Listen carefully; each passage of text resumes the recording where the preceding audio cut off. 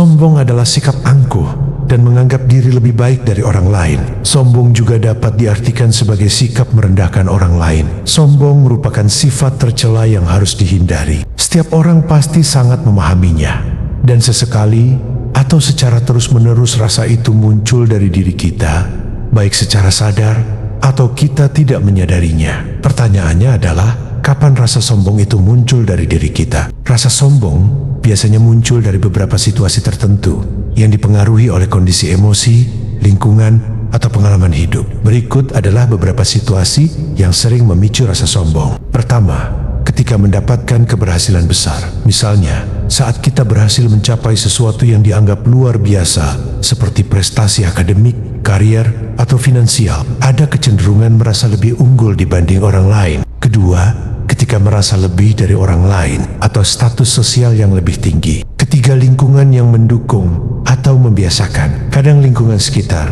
seperti teman atau keluarga, bisa memengaruhi. Jika kita selalu dipuji atau dibandingkan lebih baik dari orang lain, sikap sombong bisa tumbuh tanpa sadar. Keempat, ketidakamanan diri, insecurity. Ironisnya, sombong juga bisa menjadi mekanisme pertahanan diri. Ketika seseorang merasa kurang percaya diri, mereka mungkin menunjukkan kesombongan untuk menutupi kekurangan tersebut. Kelima, kurangnya rasa syukur dan kesadaran. Ketika kita lupa bahwa semua pencapaian tidak lepas dari kontribusi orang lain atau takdir, sombong lebih mudah muncul. Keenam, persaingan atau membuktikan diri. Dalam situasi kompetitif, seperti pekerjaan atau kehidupan sosial, rasa ingin menang atau membuktikan diri dapat membuat seseorang menjadi angkuh. Namun, penting untuk diingat bahwa sikap sombong bisa dihindari jika kita melatih kerendahan hati, mengakui keterbatasan diri, dan mengingat bahwa setiap orang memiliki kelebihan dan kekurangan masing-masing. Nah, bagaimana dengan kamu? Kapan kamu atau orang di sekitarmu pernah merasa sombong? Saya sendiri tidak tahu kapan rasa sombong itu muncul. Mungkin saat jauh dari Allah Subhanahu wa Ta'ala yang Maha Segalanya. Itu adalah refleksi yang sangat mendalam. Memang benar, rasa sombong seringkali muncul ketika kita merasa jauh dari Allah Subhanahu wa Ta'ala.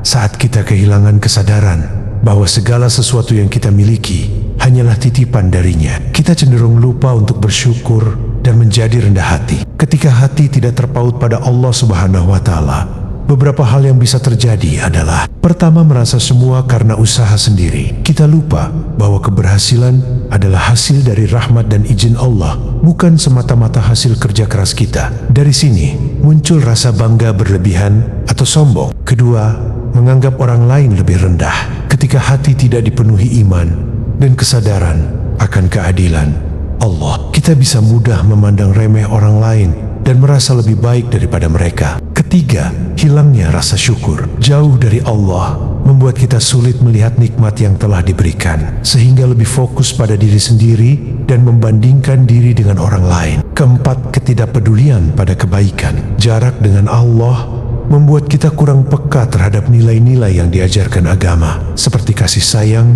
berbagi, dan bersikap rendah hati. Untuk mengatasi hal ini, mendekatkan diri kepada Allah Subhanahu wa Ta'ala adalah langkah terbaik. Caranya bisa dengan memperbanyak zikir dan doa agar hati tetap lembut, meningkatkan ibadah seperti salat tepat waktu dan membaca Al-Quran, berintrospeksi muhasabah untuk mengenali kapan kesombongan muncul dan segera memohon ampunan, mengasah rasa syukur dengan menyadari bahwa setiap nikmat, sekecil apapun, adalah pemberian Allah. Rasa sombong memang manusiawi, tapi tugas kita adalah terus berjuang melawannya dengan kesadaran akan kebesaran Allah. Apa yang biasanya kamu lakukan untuk menjaga hubungan dengan Allah Subhanahu wa Ta'ala agar tetap dekat? Yang saya lakukan biasanya saya istighfar di saat saya menyadari. Istighfar adalah langkah yang luar biasa untuk menjaga hati tetap bersih dan kembali mengingat Allah Subhanahu wa Ta'ala.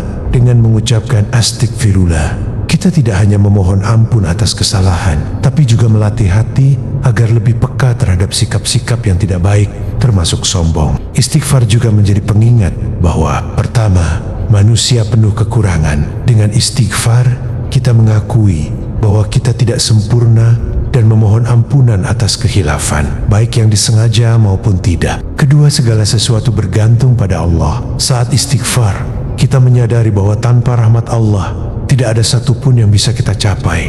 Hal ini membantu menanamkan rasa rendah hati. Ketiga, membersihkan jiwa. Kesombongan, amarah, dan penyakit hati lainnya bisa berkurang saat kita terus-menerus mengingat Allah melalui dzikir, termasuk istighfar. Jika kamu sudah memulai dengan istighfar, itu tanda hati yang baik dan selalu ingin dekat dengan Allah.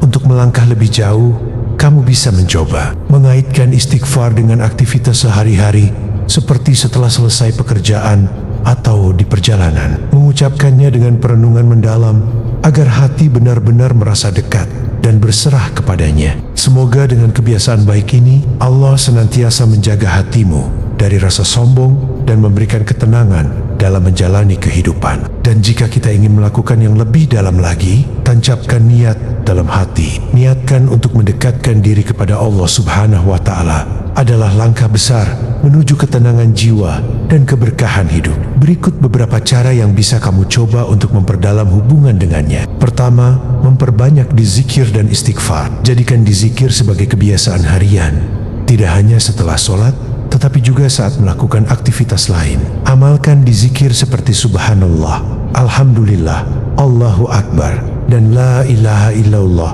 secara konsisten. Kedua, salat tepat waktu dan tambahkan salat sunnah. Usahakan salat tepat waktu sebagai bentuk ketaatan. Tambahkan salat sunnah seperti duha, tahajud, dan rawatib. Salat duha membawa kelapangan rezeki, sedangkan tahajud mendekatkan hati kepada Allah di keheningan malam. Ketiga, membaca dan mentadaburi Al-Quran. Jadikan membaca Al-Quran sebagai rutinitas harian, meskipun hanya beberapa ayat. Fokus pada memahami maknanya, agar pesan-pesan Allah Subhanahu wa Ta'ala terasa lebih dekat di hati. Keempat, bersyukur dalam setiap keadaan. Setiap kali menerima nikmat, sekecil apapun, ucapkan Alhamdulillah. Saat menghadapi kesulitan, ingatlah bahwa itu adalah bentuk ujian dari Allah untuk menaikkan derajat kita. Kelima, bergaul dengan lingkungan yang mengingatkan kepada Allah. Cari teman atau komunitas yang mendukungmu untuk terus mendekatkan diri kepada Allah. Ikuti kajian agama atau majelis taklim untuk menambah ilmu dan motivasi. Keenam, berbuat baik kepada orang lain.